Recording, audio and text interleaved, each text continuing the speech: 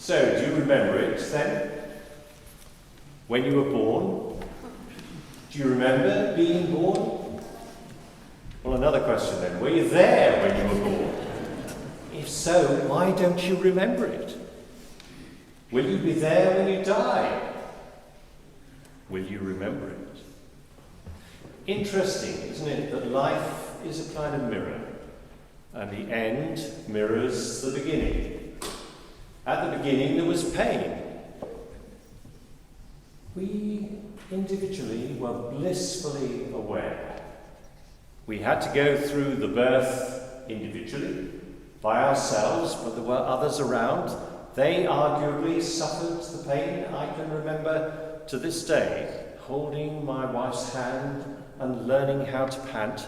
She was in agony and I was determined not to faint as our first child was born. And she was born.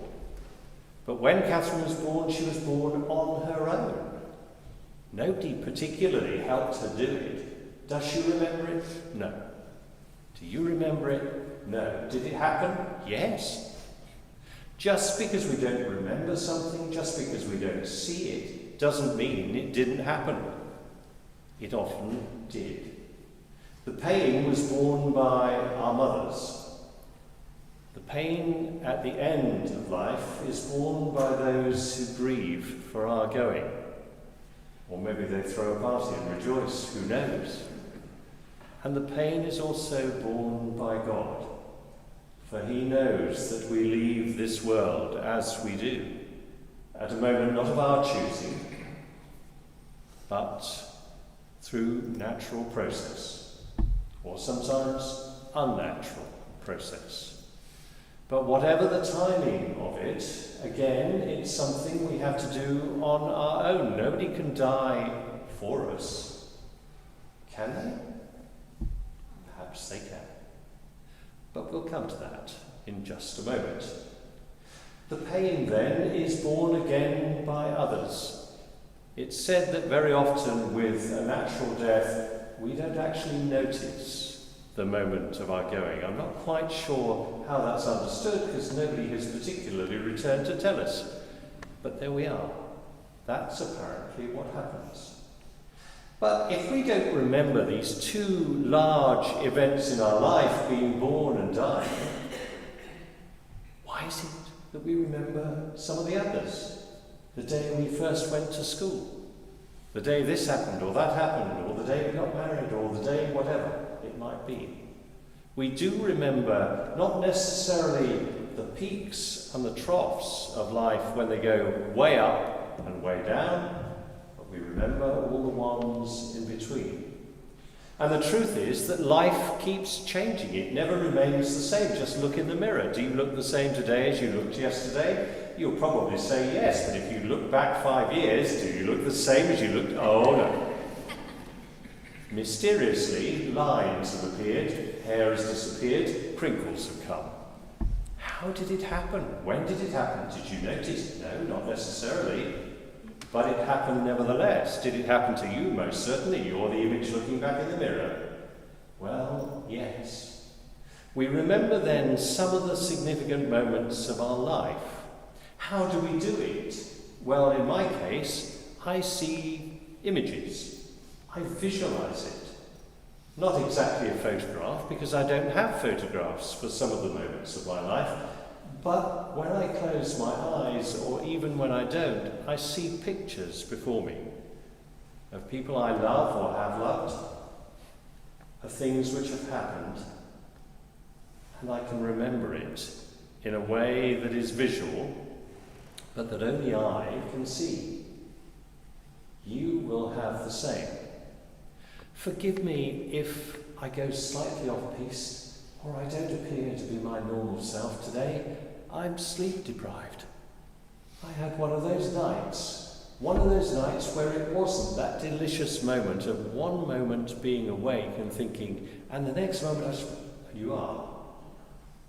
That delicious moment when you slip from one state to the other. The trouble is, this time, when our granddaughter came into our room at 2 o'clock in the morning, I wanted to slip back to that state, but it didn't happen. And so here I am at whatever. Oh, is it that time already? But it feels even worse. But sometimes that's the kind of state we're in. We're not quite sure where we are. We're not quite sure what happened. Must have been the same at the Transfiguration. There are those three disciples, the three most senior, if you like, the first in rank, who go up the mountainside with Jesus and are there. And then something quite extraordinary happens. Jesus is transfigured. Yes, life changes shape, but here he appears to be transmogrified. Not just changing shape, but actually changing appearance too. Bright, shining. So white, it said, that no one on earth could bleach it whiter. And there he is. But not just him, also the two others, Elijah and Moses. Why are they there? To make it real. To make it clear that Jesus stands in a line and Peter makes a mistake. It isn't the first time Peter has made a mistake. It won't be the last time he does. Well, Lord, it's really good for us to be here. Thanks for inviting us. I'm going to build you 3 booths because you're all equal, aren't you? No, they are not all equal. Moses and Elijah are precursors to Jesus. But as they're about to hear, Jesus is very different. They hear a voice from the cloud, which is always a symbol of God's presence, saying, "This is my Son, the beloved. Listen to him." In other words, this is not a figment of your imagination. This is something that you have to carry with you from this moment, now that you have experienced it. Just as you will carry all the other experiences of your life, this most significant high in life is something, Peter, James and John, that you will carry with you forever. They're so busy looking for the source of this voice that's saying that this person, Jesus, whom they now are beginning to know right at the beginning of his ministry, that this person is special. Not just any old person, not just any old birth, but actually somebody really special and one of a kind, as we all are, but he's one of a very different kind. He is God himself come to earth. Well, if that's the case then, as they look back down, he's still there. He's still there. Where have Moses and Elijah gone? They've been raptured, if you like, back to heaven again. They've been caught up and taken up. Eventually the same will happen to Jesus, but not yet. He has come to earth with a mission. We stand on the brink in life. We never know what's going to happen next. Do you know the date of your death? I don't. Do you know the date of your birth? Well, you didn't before it happened. But now people tell you it happened on this particular day. You only have their word for it. But it probably did. We don't know what's going to happen tomorrow, or in the next instant, or in the next week. Life is full of surprises, some delightful, some not nearly so delightful. Sometimes we're taken by great surprise, and it's wonderful. And sometimes we're taken by great surprise, and it's not. And it happens to the highest and the lowest. On Monday, we were told by the palace that the king has cancer. He's not the only one who does, and I've got a word or two to say about the BBC coverage, but let's not worry with that just at the moment. The important thing is that, king or not king, first and foremost, a human being with a family, with people who care. Around that moment, around all moments in life, we stand on the brink. At any moment we might topple. At any moment we might be propped up. But here, at this moment of the Transfiguration, what's it saying? Well, the compilers of the lectionary, the set of readings that we have actually been quite clever, really. for once, they've actually placed it just before we get to Lent. And Lent is that period when we wonder what on earth is going on. Everything that is rich is stripped away from us. The singing of the Gloria, all kinds of things, all the foods we like to eat, if we're good and we don't sneak a chocolate bar into our pack without anybody else knowing. If that happens, why does it happen? It happens so that we can reflect, so that we can think deeply, and so that we can look forward with enormous expectation to the thing that this prefigures.